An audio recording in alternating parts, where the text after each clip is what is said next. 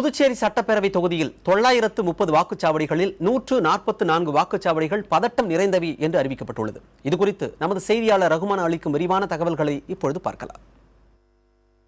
புதுச்சேரி மாநிலத்தில் உடனடியாக தேர்தல் நன்னடத்தை விதிமுறைகள் அமலுக்கு வந்திருக்கின்றன. இந்த தேர்தல் நன்னடத்தை விதிமுறைகளை அரசியல் கட்சிகள், வேட்பாளர்கள் மற்றும் அரசு அதிகாரிகள் முறையாக பின்பற்ற வேண்டும் என புதுச்சேரி தேர்தல் துறையானது அறிவுறுத்தப்பட்டிருக்கின்றன.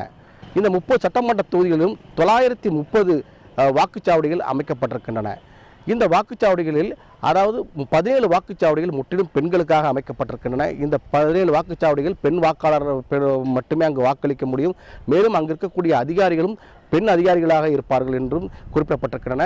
அதே போன்று இந்த தேர்தலில் முதல் முறையாக புதுச்சேரியில் இருக்கக்கூடிய 30 சட்டமன்ற தொகுதிகளில் உப்பளம், உருளையான்பேட், காரைக்கால் தெற்கு ஆகிய 3 சட்டமன்ற தொகுதிகளில் யாருக்கு வாக்களித்தோம் என்று வாக்காளர்கள் உறுதி செய்து கொள்ளும் வகையில் விவிபேட் என்ற இயந்திரமானது பயன்படுத்தப்பட்டிருக்கின்றன. இதற்காக 100 இயந்திரங்கள் பயன்படுத்தப்பட இருக்கின்றன. இந்த தேர்தலில் 144 வாக்குச்சாவடிகள் பதட்டம் நிறைந்ததாக கண்டறியப்பட்டிருக்கின்றன.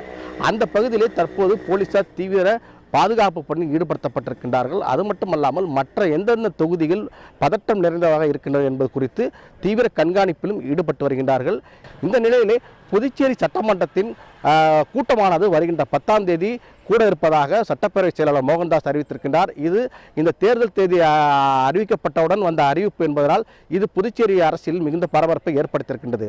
புதிய தலைமுறை செய்திக்காக புதுச்சேரியிலிருந்து ஒளிப்பதிவாளர் ஸ்ரீதருண் ரகுமான்.